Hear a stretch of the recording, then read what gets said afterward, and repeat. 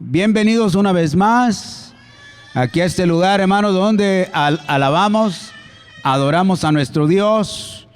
Es una bendición estar aquí, hermano, los hermanos, como dice la Escritura, juntos en armonía, ¿verdad? Y pues también invitamos a nuestros hermanos, si hay alguno todavía que está en las redes sociales viéndonos, porque gracias a Dios pues podemos ver el programa en vivo, nomás que nunca es mejor, siempre es mejor estar aquí. Bueno, hermanos, dice la palabra de Dios, Salmo 146. Y aquellos hermanos que pueden ponerse de pie, les invitamos en reverencia a la palabra de Dios. Dice así: oh alma mía, alaba al Señor. Alabaré al Señor mientras yo viva. Cantaré alabanzas a mi Dios mientras yo exista. No confíen ustedes en príncipes, ni en hijo de hombre en quien no hay salvación. Su espíritu exhala, él vuelve a la tierra. En ese mismo día perecen sus pensamientos.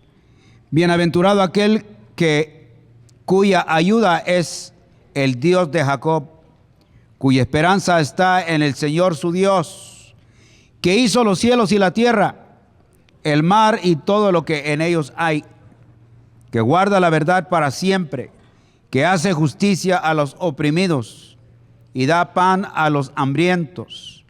El Señor pone en libertad a los cautivos. El Señor abre los ojos a los ciegos. El Señor levanta a los caídos. El Señor ama a los justos. El Señor protege a los extranjeros. Sostiene al huérfano y a la viuda, pero frustra el camino a los impíos. El Señor reinará para siempre. Tu Dios, oh Sión, por todas las generaciones. Aleluya. Vamos a orar, hermanos, dándole gracias a Dios, hermano, que usted y yo estamos aquí. Tuvimos la oportunidad, hermano, como les mencioné, en ocasiones, hermanos, no hay salud para poder llegar, ¿verdad? Pero, hermanos, gracias a Dios que estamos aquí y estamos agradecidos con Dios por lo bueno que Él es con cada uno de nosotros. Vamos a orar. Padre, mi Dios eterno, Señor, Dios todopoderoso, Creador de los cielos y de la tierra, no hay otro Dios Creador como tú, Señor, y abriste nuestro entendimiento para poderlo entender. Antes no entendíamos, pero ahora que entendemos, te exaltamos, te glorificamos. Estamos agradecidos contigo por tu bondad, tu misericordia, por tu Espíritu Santo, Señor, que mora en cada uno de los que creen. Nos dirige, Señor, nuestros pasos, mi Dios, a través de tu palabra, a través de la enseñanza, a través, mi Dios, de ayuda mutua entre cada uno de los creyentes. Padre, gracias. Ahora, Señor, ayúdanos a alabarte, a adorarte, a dedicar este tiempo, Señor, con toda nuestra mente y todo nuestro corazón, en exaltar y poner tu nombre en alto. Oramos todo esto en el nombre de Jesús. Amén. Hay situaciones difíciles en la vida que tenemos que atravesar. Pero quiero decirte que cualquier situación que tú estés atravesando hoy, como hijas de Dios, saldremos victoriosas en su nombre. Hay una manera en la cual podemos enfrentarlas y en la cual obtendremos la victoria. Y esa forma, esa manera es cuando tú y yo nos volvemos mujeres inquebrantables. Mi nombre es Dalila Mayo y estoy aquí para extenderte una invitación. A ti, mi hermana, a ti, mi amiga. Sábado 26 de julio, 9:30 de la mañana, lugar Iglesia Esperanza Viva. Desayuno de mujeres. Un tiempo para mujeres y entre mujeres. Un tiempo en el cual aprenderemos juntas un tiempo en el cual seremos equipadas, un tiempo de koinonía. No te lo puedes perder. Invita a tu vecina, invita a alguna amiga. Te esperamos sábado 26 de julio, 9:30, lugar Iglesia Esperanza Viva. Que Dios te bendiga. Ahí nos vemos. Muy buenas tardes, hermanos y hermanas. No se pierdan ese. También va a estar, para los que conocen a la hermana Leti, va a estar aquí la hermana Leti dando un devocional también, una bienvenida. Vamos a estar en Génesis capítulo 42. Génesis capítulo 42. Estamos continuando nuestro estudio de la vida de José. La semana pasada llegamos en lo que mencioné, que en una película de Hollywood sería como el final, el clímax, ya que termina, es gobernador, ya todo se va y termina la película. Pero como dice Raúl Velasco, aún hay más. No conocen aquí la mitad quién es Raúl Velasco. Pero vimos, hermanos, cuando vimos la semana pasada, estuvimos 3 semanas en el capítulo 41, porque es un capítulo crítico. Comienza con José en la cárcel. Ha sido vendido por sus hermanos, traicionado, acusado falsamente de violación, y ahí está en la cárcel. Pero ahí es donde empieza a cambiar, el plan de Dios empieza a poner efecto. Es promovido, llega el faraón, tiene un sueño que nadie puede interpretar, y lo recuerda que José, este hebreo que está en la cárcel, interpreta sueños.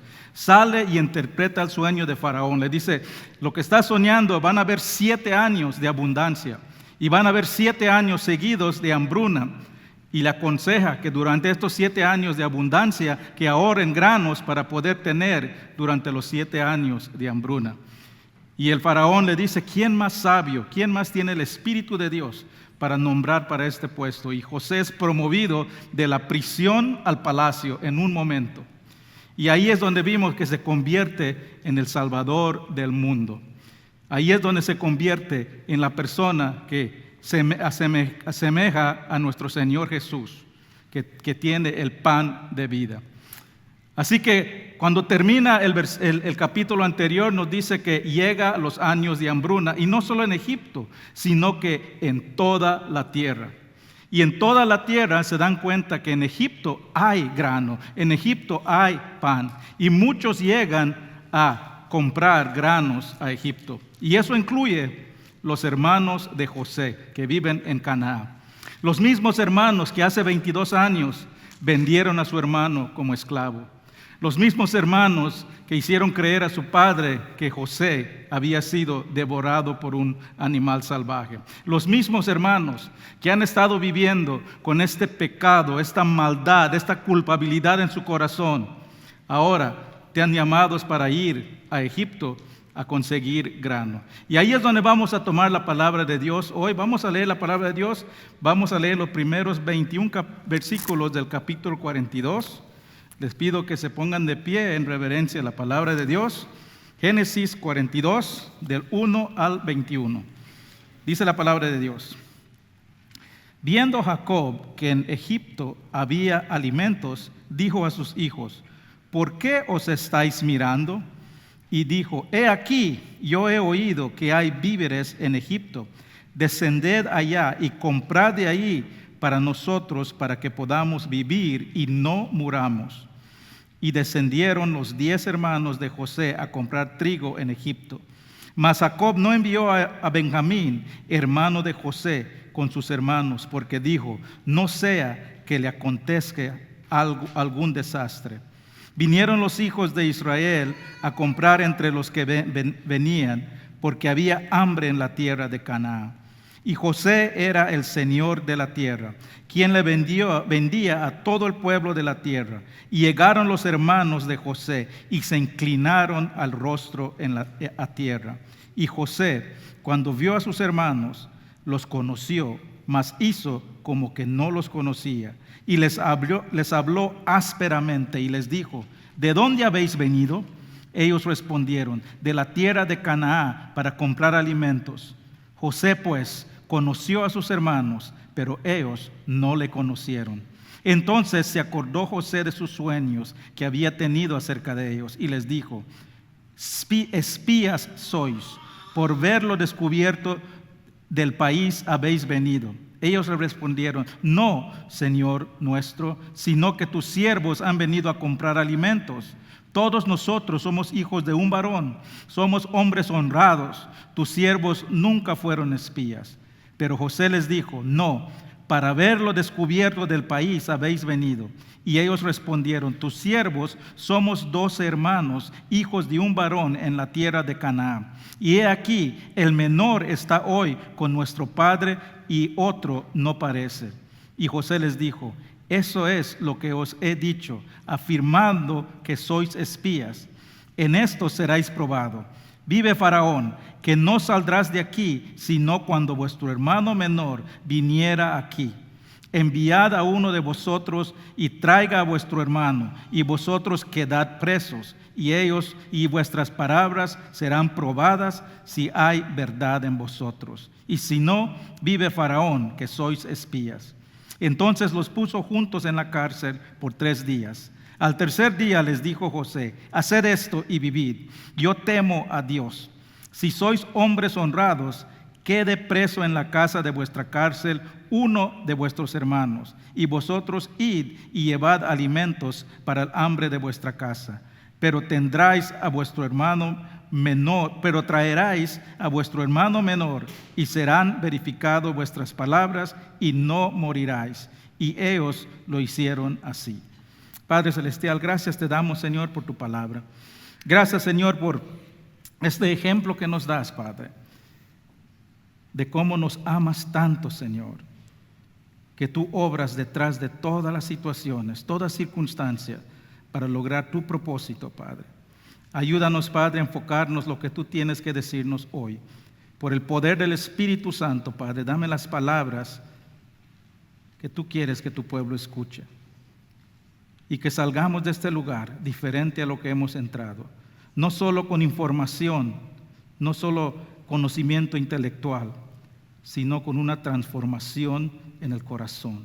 Gracias te damos, Padre, en el nombre de Cristo Jesús. Amén. Pueden tomar asientos, hermanos. Hermanos, lo que vemos hoy es un tiempo crítico en este relato de José. Por 22 años estos hermanos han vivido con la culpabilidad de lo que hicieron a su hermano José. Han estado pretendiendo que ya pasó, nada pasó. Han estado viviendo con una mentira en su corazón. Pero ha llegado la hora que Dios empiece a obrar en sus corazones para llevarlos al arrepentimiento. Y hoy vamos a ver 3 herramientas que Dios usa para revivir, para remediar, para curar un corazón endurecido. Yo creo que todos tenemos cosas en nuestros corazones que mantenemos bajo llave.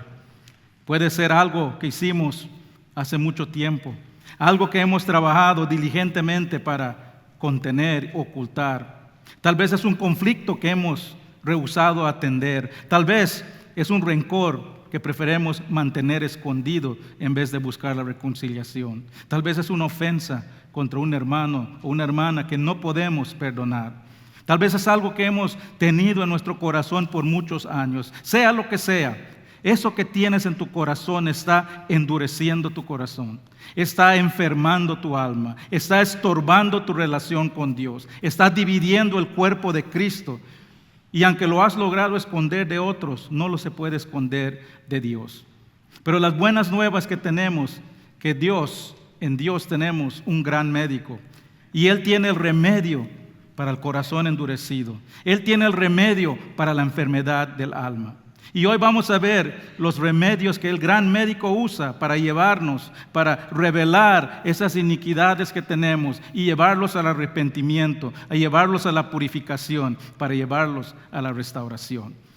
El remedio de Dios para un corazón endurecido, vamos a ver hoy, Dios usa la incomodidad, usa las pruebas y usa la confrontación. Y mi oración es que Dios use su palabra para llevarnos a ese punto que tenemos que estar para comenzar el proceso de reconciliación, de arrepentimiento, de confesión. Vamos a comenzar. Dios trata el corazón endurecido primero con incomodidad. El capítulo comienza nuevamente por 5 o 6 capítulos Terminamos con Canaán, con Jacob, con sus hijos, estamos en Egipto. Ahora regresa a la escena a Canaán con Jacob y sus hijos, que han llegado y ha llegado la hambruna.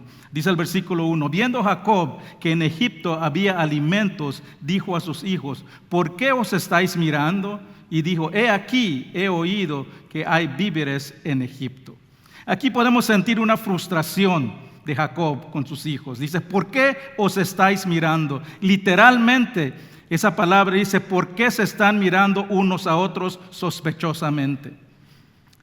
Solo menciona Egipto y está incomodando el corazón de los hermanos. Me imagino que solo la mención de esa palabra les recuerda lo que ellos hicieron hace 20 años cuando asaltaron a su hermano, cuando le echaron un pozo, cuando lo vendieron a esos comerciantes que iban en camino a Egipto. Han tratado de olvidar ese pecado, esa maldad por muchos años, pero su conciencia no lo permite. Solo la mención de Egipto ya les recuerda de esa maldad. Hay cosas que tenemos en nuestras vidas sin resolver. Hay cosas que tenemos en nuestras vidas del pasado que tratamos de olvidar. Pero hay veces que una simple palabra, un simple nombre, un simple lugar, una simple fecha nos incomoda la conciencia. Eso es Dios hablando a nuestro corazón. Eso es Dios hablando a nuestra conciencia. Nos quiere aplicar el remedio de nuestro corazón endurecido. Nos está incomodando. Los hermanos habían escondido esta maldad en lo más profundo de su corazón, pero no se habían librado de la culpabilidad de ese terrible pecado. Y Dios comienza a aplicar este remedio de incomodidad con una situación grave, no solo para ellos, sino para toda su familia. Versículo 2 dice, descended ahí y comprad de ahí para nosotros, para que podamos vivir y no muramos. Es una situación de vida o muerte. Si consiguen grano, ellos y su familia viven. Si no lo consiguen, se mueren. Imagínense, hermanos, el nivel de culpabilidad de estos varones, que sabiendo que hay granos en Egipto, saben que está ahí los alimentos. Imagínense, pero en vez de tomar ese viaje que sería de unas semanas, se quedan ahí mirándose unos a otros. Se rehúsan a atender esa enfermedad que les ha estado atormentando por 22 años. Y aquí vemos, hermanos, la herramienta más común que Dios usa para despertar un corazón endurecido. A veces Dios nos incomoda con necesidades físicas para atender nuestras necesidades espirituales.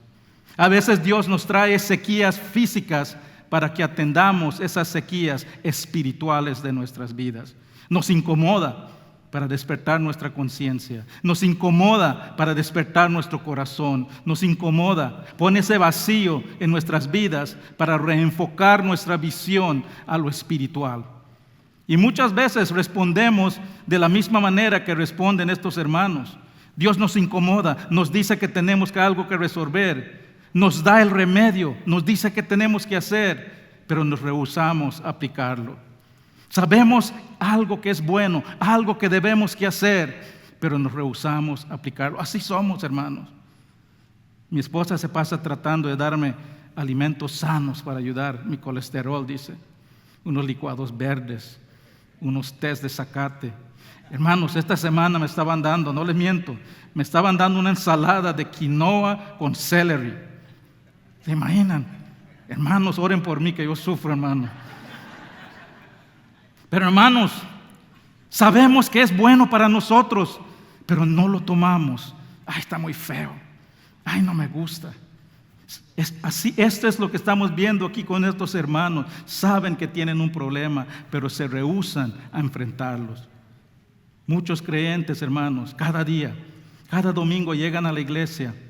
Tienen síntomas de un corazón endurecido, tienen rencor, tienen enojo, tienen ira, tienen culpabilidad, tienen vergüenza. Llegamos a la iglesia y disfrazamos todo eso con una sonrisa. Lo disfrazamos con un amén, un gloria a Dios, pero lo tenemos escondido en el corazón. Escuchamos un mensaje de Dios de la reconciliación. Escuchamos un mensaje de Dios de la necesidad de la unidad en los hijos de Dios.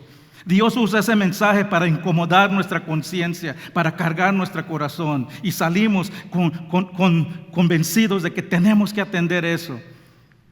Pero salimos de la iglesia Y en vez de obedecer, en vez de buscar perdón, en vez de buscar la reconciliación, en vez de aplicar el remedio que hacemos, lo dejamos pasar. Volvemos a empujar esa culpabilidad, ese enojo, ese rencor a lo más profundo de nuestro corazón. Lo volvemos a esconder. Eso se pasa, llega el lunes y se pasa. Somos como la persona que se despierta y dice, ay, me desperté con ganas de hacer ejercicio, pero me acosté un rato y se me pasó, dice. Esto hacemos. Después venimos otra vez y seguimos el ciclo. Hermanos, si sabemos, dice la Biblia, lo bueno que hacer y no lo hacemos, es pecado. Santiago 4:17 dice, al que sabe hacer lo bueno y no lo hace, le es pecado. El rehusarte a atender eso que está endureciendo tu corazón, el rehusarte a atender eso que está estorbando tu relación con Dios, tu relación con otros, es desobediencia, es pecado. Mantener ese pecado escondido, sin resolver, estorba tu relación con Dios. Rehusarte a buscar la reconciliación, deshacerte de ese enojo, de esa culpabilidad, de ese pecado, destruye tu cuerpo. No solo espiritual, no solo emocional, sino físicamente. Separa la comunión de Dios. Destruye la unidad de la iglesia. Por eso muchas veces, hermanos, Dios trae a nuestras vidas sequías espirituales, sequías físicas, para llamar nuestra atención a esas sequías espirituales. Dios usa las sequías de nuestras vidas para despertar nuestra conciencia. Retira nuestras vidas de aquello que dependemos para nuestra comunidad, para nuestro bienestar. Nos priva de ciertas necesidades, tal vez salud, tal vez es paz, tal vez es gozo. Y nos impone unas necesidades físicas para despertar esa carencia espiritual que causa el endurecimiento de nuestro corazón. En el Salmo 106, el salmista describe cómo Israel olvida las obras de Dios. Olvida lo que Dios había hecho por ellos. Se aferran a sus propios deseos, sus planes, en lugar de esperar a Dios. Rechazan la voluntad de Dios y buscan su propio camino. Y en el versículos 13 al 15 nos dice qué pasa cuando eso pasa. Salmo 106, 13 al 15 dice, bien pronto olvidaron sus obras o esperaron su consejo. Y se entregaron a un deseo desordenado en el desierto y tentaron a Dios en la soledad. Y Él les dio los que pidieron, mas envió mortandad sobre ellos. A veces Dios nos incomoda físicamente para llamar nuestra atención, para despertar esa hambre espiritual. En el caso de los hermanos de José, los incomoda con hambre. Les quitó la comunidad del alimento. Les quitó la comunidad de la paz en el hogar. Y ese es precisamente el punto que está tratando de hacer Dios. A todo el tiempo está obrando para este momento. Les ha incomodado. Y muchas veces eso pasa en nuestras vidas. Vienen incomodidades porque Dios nos está buscando, reenfocando nuestra visión. Eso es lo que pasa con la historia del hijo pródigo. Lo conocemos muy bien. El hijo pródigo va al padre y le dice, quiero mi herencia. El padre le da su herencia, se va a un lugar lejano y dice que malgasta su dinero. Cuando ya pasó todo eso, Dios le manda una sequía física para reenfocarlo espiritualmente. Mire que dice Lucas 15, 14 y 17. Y cuando todo lo hubo malgastado, vino una gran hambre en aquella provincia y comenzó a faltarle.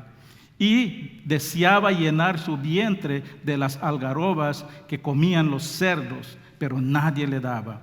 Y volviendo así dijo, ¿cuántos jornaleros en la casa de mi padre tienen abundancia de pan? Y yo aquí padezco de hambre. Es lo que está pasando en la historia de hoy. Dios está incomodando a los hermanos, a su familia, para regresarlos, a enfocarnos, a enfrentar este pecado que han estado cargando por mucho tiempo. Igual como el hijo pródigo, ahí con los cerdos, Dios usa la hambre física para despertar su hambre espiritual. Usa la hambre física para penetrar su conciencia. Usa la hambre física para llevarlo al arrepentimiento y regresarlo a la casa de su padre. ¿Tienes alguna hambruna en tu vida en este momento? ¿Alguna sequía que te está causando incomodidad?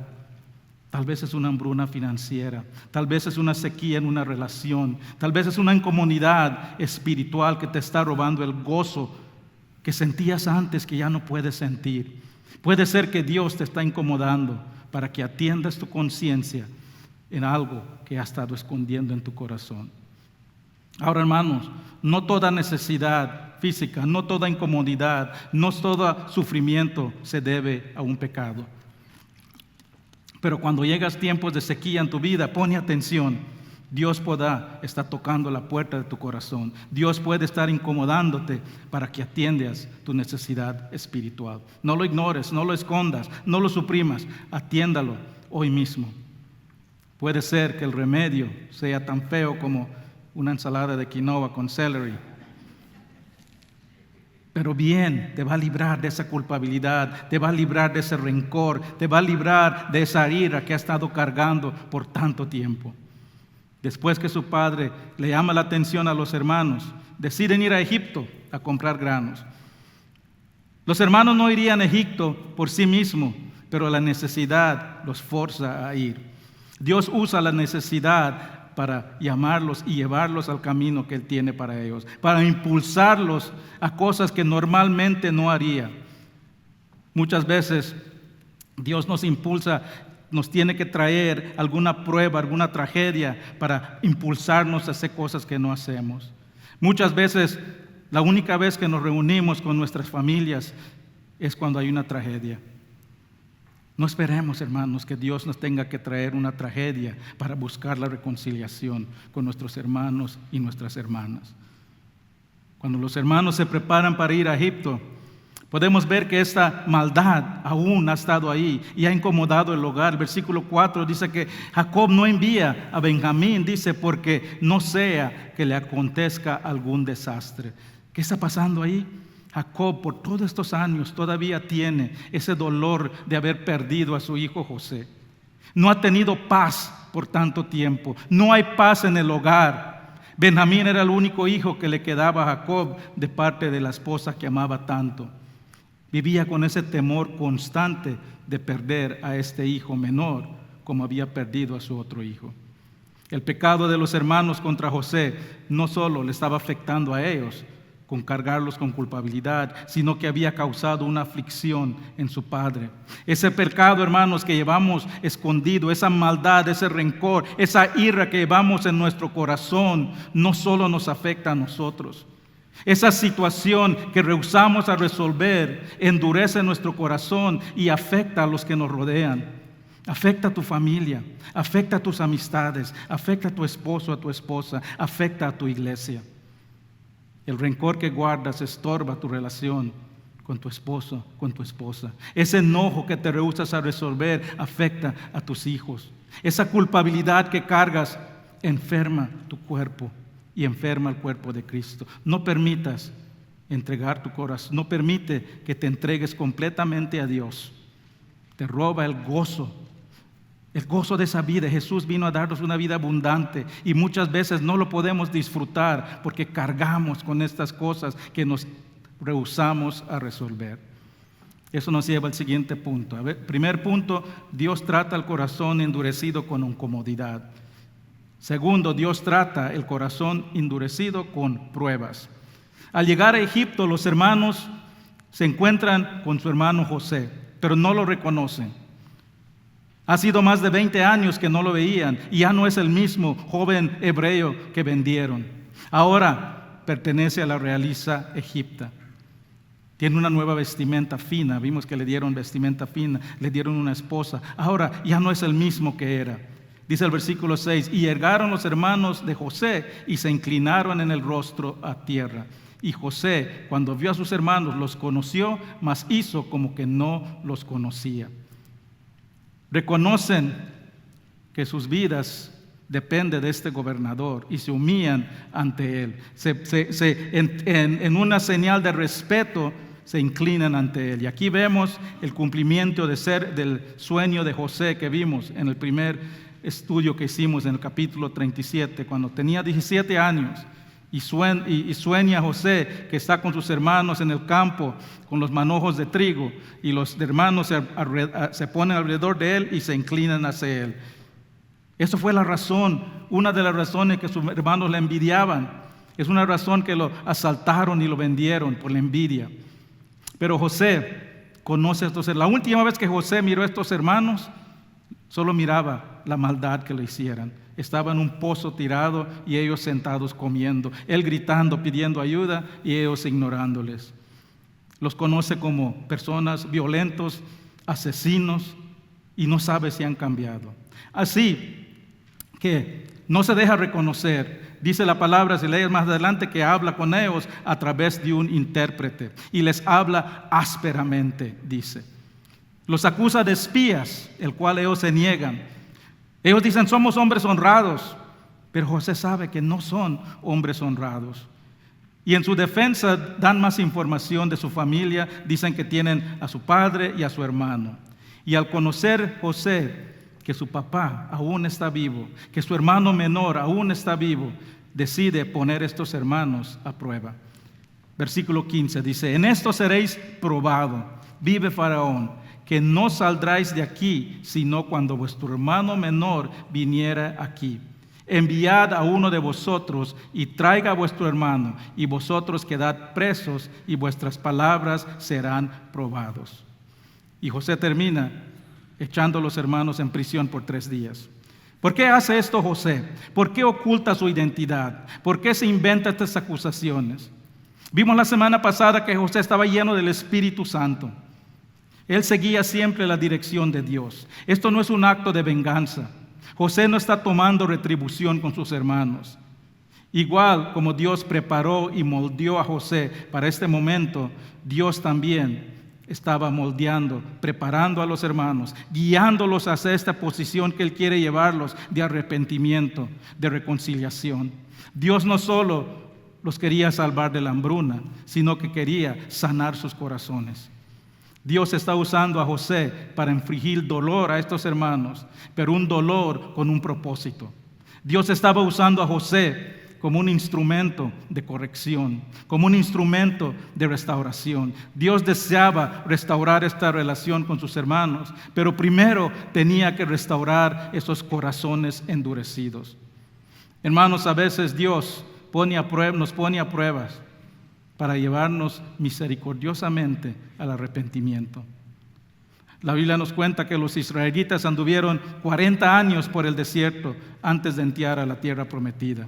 ¿Por qué? Porque no habían creído en Dios, porque habían desobedecido a Dios. Y en Deuteronomio 8 Moisés les explica por qué sufrieron aflicción. Deuteronomio 8:2 dice, y te acordarás de todo el camino por donde te ha traído Jehová tu Dios estos 40 años en el desierto. ¿Para qué? Para afligirte, para probarte, para saber lo que había en tu corazón, si habías de guardar o no sus mandamientos. A veces Dios nos trae pruebas en la vida para saber qué realmente tenemos en nuestro corazón, para revelar aquello en nuestro corazón que tenemos escondido.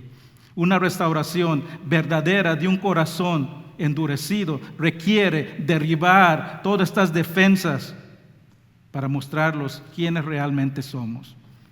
A veces Dios usa maneras que consideramos muy duras, muy difíciles para restaurarnos, para guiarnos donde Él quiere que estemos. El rey David hizo una conexión entre la aflicción y la corrección de Dios. Después de cometer adulterio y homicidio, por mucho tiempo él lo escondió, él lo ocultó, pensó que ya se había escapado, que nadie se había dado cuenta. Pero Dios usa, años después, al profeta Natán para ponerlo a prueba. Y noten qué dice cuando reconoce que eso fue para su restauración. Salmo 119, 67. Antes que fuera yo humillado, descarriado andaba, mas ahora guardo tu palabra. El pecado lleva al rey David a la aflicción, lo cual lo lleva al arrepentimiento, y lo cual lo lleva a la renovación, y lo cual lo lleva a la obediencia. Ese es el proceso que Dios usa a veces para llevarnos al arrepentimiento y la restauración. Las pruebas son duras, pero el resultado es una paz. Es una paz de un corazón restaurado.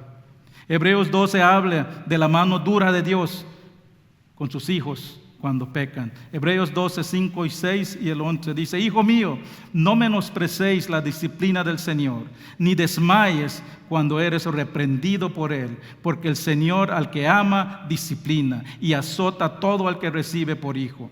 Es verdad que ninguna disciplina al presente parece ser causa de gozo, sino de tristeza, pero después da fruto apacible de justicia a los que en ella han sido ejercitados. Un padre que no disciplina a sus hijos cuando hacen algo mal, no ama a su hijo. Un padre que permite que sus hijos hagan lo que quieran sin consecuencia, no ama a sus hijos. Cuando estamos pasando por una prueba donde Dios nos está disciplinando, es muy difícil. Es fácil amargarnos. Es fácil ir a nadar. ¿En dónde? En un mar de amargura. Pero no debemos de hacer eso, hermano. ¿Por qué? Porque Dios puede estar encaminándose al lugar que quiere que estamos. Pensar, ¿por qué se ha vuelto Dios contra mí? ¿Por qué está siendo cruel Dios conmigo? Yo le estoy sirviendo, yo le estoy obedeciendo, yo voy a la iglesia todos los domingos. ¿Por qué tengo que pasar por eso? Porque Dios te ama. Porque Dios no quiere que vivas con un corazón endurecido, porque Dios no quiere que vivas cargado de culpabilidad. Dios no quiere que vivas con rencor, con enojo en tu corazón. Y a través de las pruebas Él quiere que veamos la raíz de esa enfermedad. Hay veces tiene que aplicar presión para sacar y revelar de dónde es esa enfermedad. Cuando vas al doctor, hay veces con dolor te toca por todos lados, no te presiona, te duele aquí, te duele aquí, te duele aquí. ¿Qué es lo que está haciendo? Está buscando dónde es la raíz de la enfermedad. Aplica presión para revelar dónde hay que entrar y remediar. Eso es lo que hace Dios con las pruebas. Está aplicando presión. Está aplicando presión para buscar el origen del problema. A veces Dios tiene que aplicar presión a través de las pruebas para revelar el raíz del problema de tu corazón. Y a veces nos pasa, hermanos, muchas veces esas pruebas vienen a nuestras vidas y nos damos cuenta de ese corazón endurecido, nos damos cuenta que necesitamos restaurar. Y a veces eso duele, a veces nos hace sentir que Dios nos está tratando injustamente, pero es la manera que Dios nos revela los problemas del corazón. Ahora, hermanos, otra vez, las circunstancias difíciles de la vida no siempre son pruebas de pecados pasados. Pero si Dios usa una prueba para traer a la superficie un asunto pasado que no has resolvido, un asunto que tienes en lo más profundo de tu corazón, no lo ignores. No ignores ese llamado del Espíritu Santo.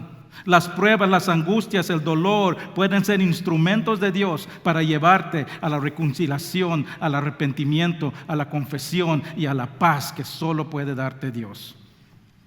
Eso nos lleva al último punto. Ya vimos que Dios trata al corazón endurecido con incomodidad, con pruebas, y finalmente Dios trata al corazón endurecido con confrontación. Después de 3 días, José le dice a sus hermanos que pueden regresar, le saca de la cárcel y le dice: pueden ir por su hermano menor, pero tienen que dejar a uno atrás. Y le dice: esta es la manera que van a comprobar que son hombres honrados. Y dice una frase ahí en el versículo 17 que causa algo en los hermanos. Les dice: yo temo a Dios. Esa frase les hace reconocer que realmente no son hombres honrados. Inmediatamente empiezan a luchar con la culpabilidad de su pecado pasado. Ese es el temor de Dios que está obrando en su conciencia. El temor de Dios, hermanos, hace 2 cosas. El temor de Dios nos atrae a Dios reverentemente, pero también nos aparta del pecado. El temor de Dios no es llegar temblando con miedo, pero sí hay un aspecto de miedo de lo que el pecado te puede causar. El temor de Dios Nos acerca a Dios con reverencia, pero también nos aparta del pecado en arrepentimiento. Salmo 19:9. El amor de Jehová es limpio, que permanece para siempre. Los juicios de Jehová son verdad y todos justos. Dios es un Dios de amor. Él no desea que nadie perezca, pero también es un Dios justo que no puede ignorar el pecado. Su santidad, su justicia requiere que haya una consecuencia, un castigo para el pecado. El temor de Dios confronta a los hermanos y los obliga a lidiar con esta culpabilidad, esta vergüenza que han estado teniendo en sus corazones por tanto tiempo. Y dice en el versículo 1, y dicen uno al otro, verdaderamente hemos pecado con nuestro hermano, pues vimos la angustia de su alma cuando nos rogaba y no le escuchamos. Por eso ha venido sobre nosotros esta angustia. Aquí nos da un poco más de detalle que no vimos en el capítulo 37, cuando estaba en el pozo José. Y aquí nos dice que José estaba rogando que le ayuden y lo ignoraron. ¿Y se recuerdan qué estaban haciendo ellos? Estaban sentados comiendo. Ahí ya estaba comenzando ese endurecimiento de su corazón.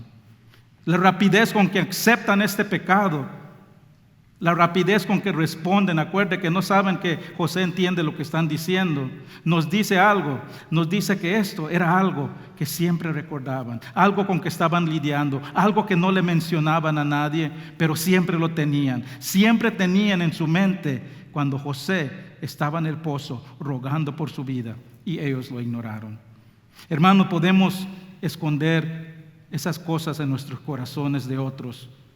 Lo podemos esconder en lo más profundo de nuestro corazón, pero nuestra conciencia no nos dejará en paz. Aunque lo ignoremos, siempre nos recordará. Hasta nos puede despertar en la noche y nos dice, hay algo malo.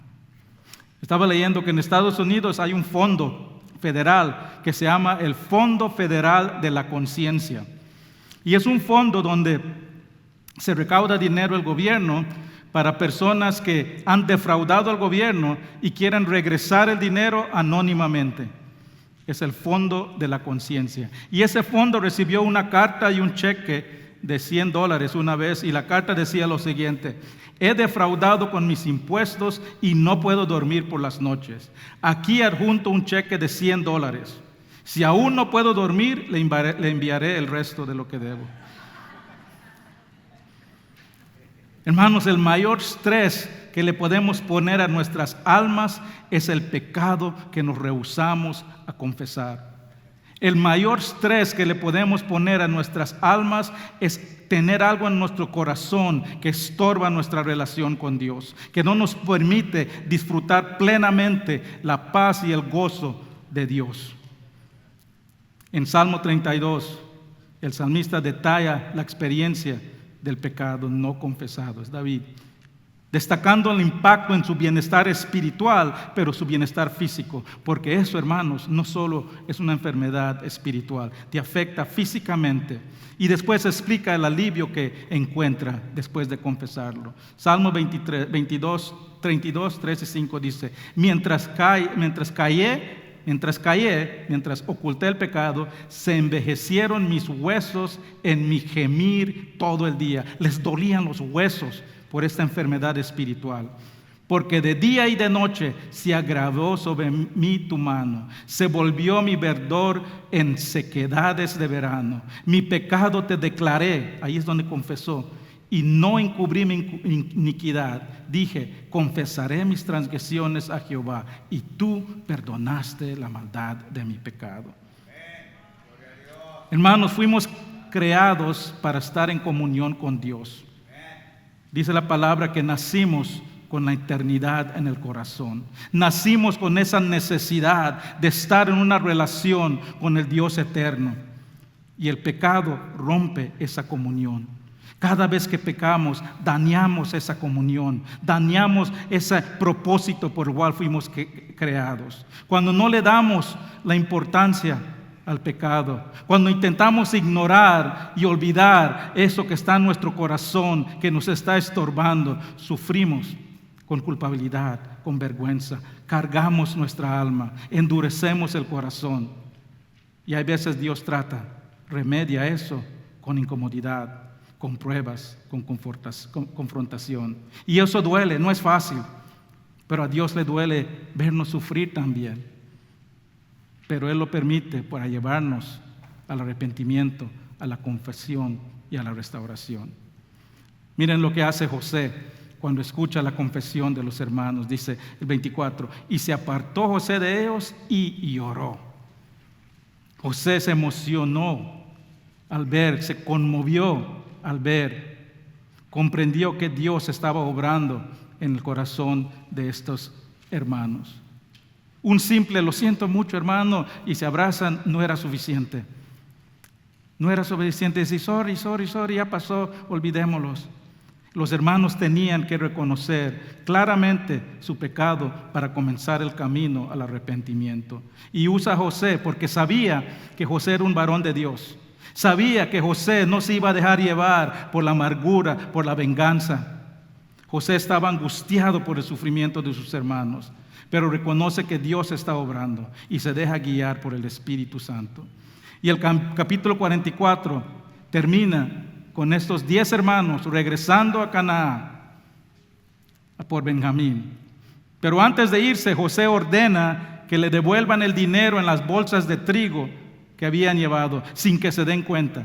Y cuando ellos van en camino, se dan cuenta cuando van de darle de comer a los animales y lo abren y miran el dinero y dicen, ¿qué está pasando?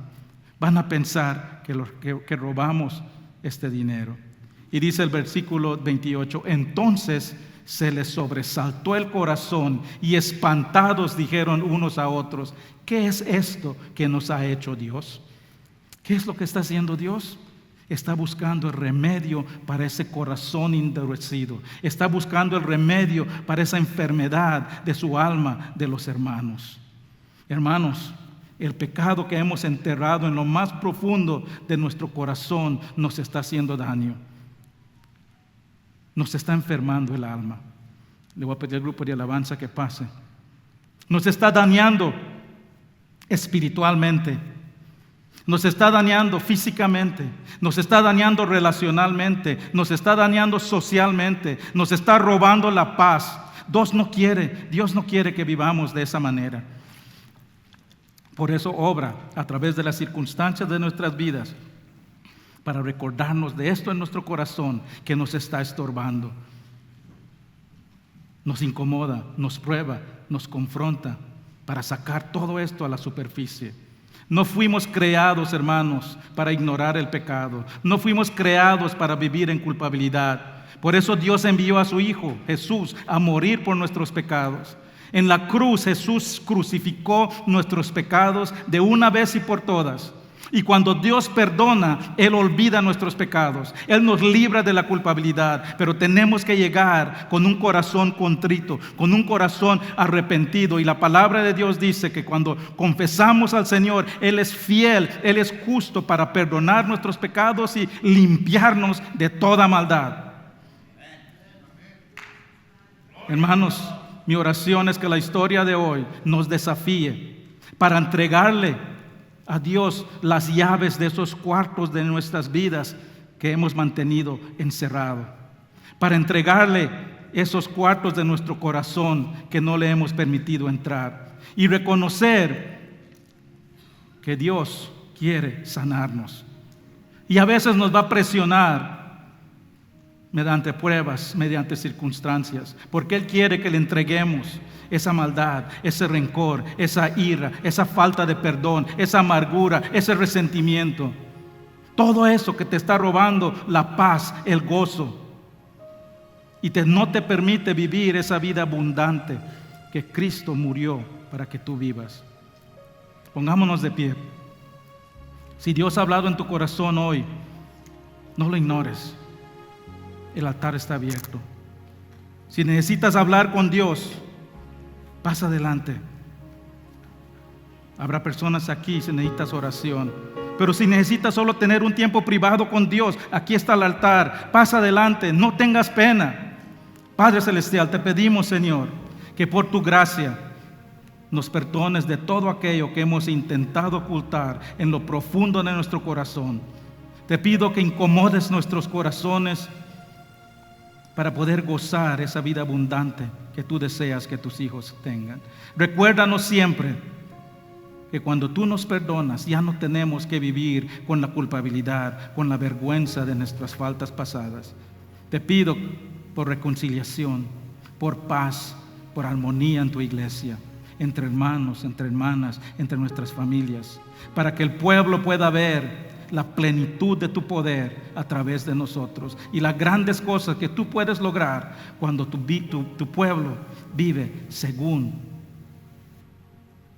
tu palabra, cuando tu pueblo vive en paz, cuando no guardamos esos rencores en el corazón. Gracias, Padre, en el nombre de Cristo Jesús. Este canto dice que le entregas tu corazón a Dios. Hagamos eso en este momento. No tengan pena, pasen adelante. Necesitan oración, aquí hay alguien para orar por ustedes. Si necesitan solo hablar con Dios, aquí está el altar abierto. Pasen adelante.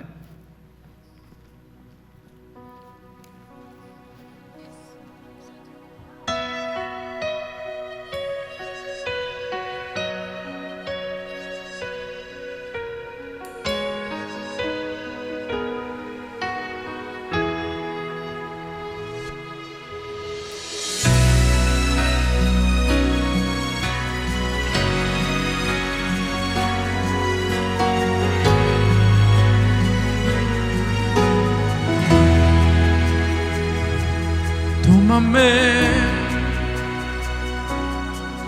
como un sacrificio vivo, tómame. Si mis manos hoy te sirven, tómame. Ya no vivo para mí, tómame, toma toda mi vida. Tómame, soy tu hijo que te ama, tómame.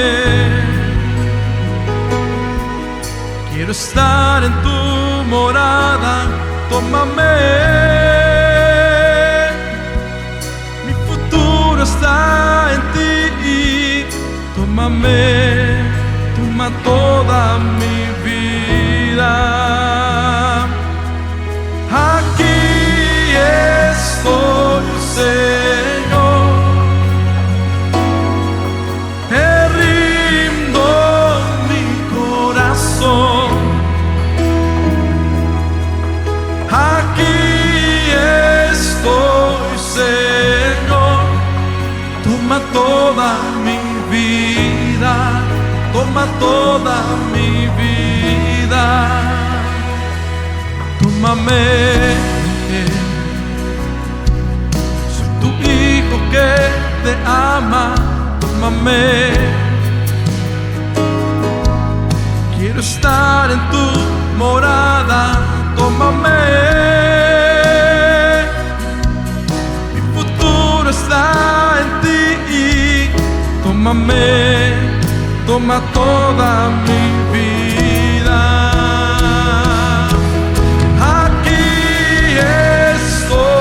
Señor, te rindo mi corazón. Aquí estoy, Señor, toma toda mi vida, toma toda mi vida.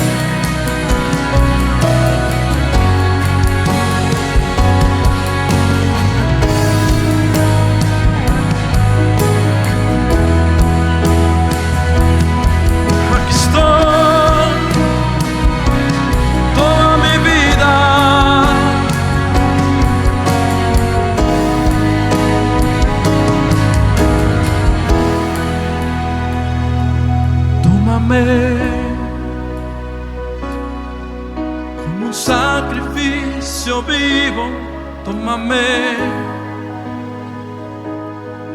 Si mis manos hoy te sirven, tómame. Ya no vivo para ti, tómame, toma toda mi vida.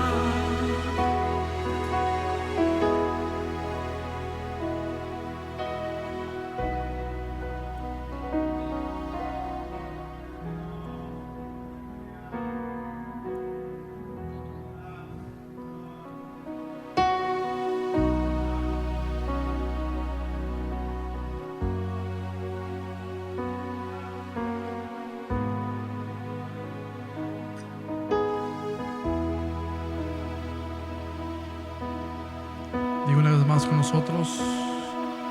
Aquí estoy, Señor, te rindo mi corazón. Aquí estoy, Señor, toda mi vida, toda mi vida. Amén, amén. Hermanos, esta aquí es Karina. Karina tiene unos 2 años sirviendo en la iglesia, tomó la clase de enraizados y le hablaron del bautizo. Nunca había estado en una iglesia cristiana de creyentes y entendió lo que es el bautismo y dice que desde tiempo quería bautizarse. Nos reunimos con ella y con Fernando esta semana pasada y ya estamos listos para bautizarla y proclamar públicamente esa decisión que ha tomado. Hacer una confesión pública de lo que Dios ya hizo en su corazón. Karina, ¿has puesto tu fe en Cristo como tu Salvador? Sí. Por profesión de tu fe, mi hermana, te bautizo en el nombre del Padre, del Espíritu Santo, del Hijo y del Espíritu Santo.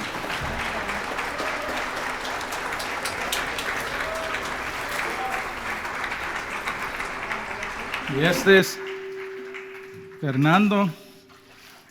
Fernando proclamó su fe por Cristo cuando estaba muy joven, pero no entendió muy bien lo que estaba haciendo.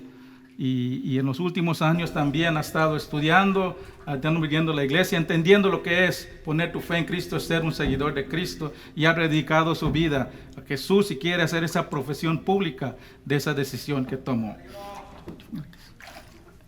Fernando, ¿has declarado a Cristo como tu Señor y Salvador? Por tu profesión de fe te bautizo, mi hermano, en el nombre del Padre, del Hijo y del Espíritu Santo. Aún hay más, dice Raúl Velasco.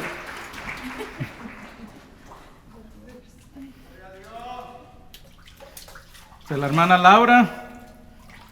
Laura le conocen muchos ya en la iglesia, también lo mismo, ha estado viniendo a la iglesia por mucho tiempo, conociendo qué es ser un seguidor de Cristo y ha decidido venir y hacer una profesión pública de lo que Dios ha hecho en su corazón.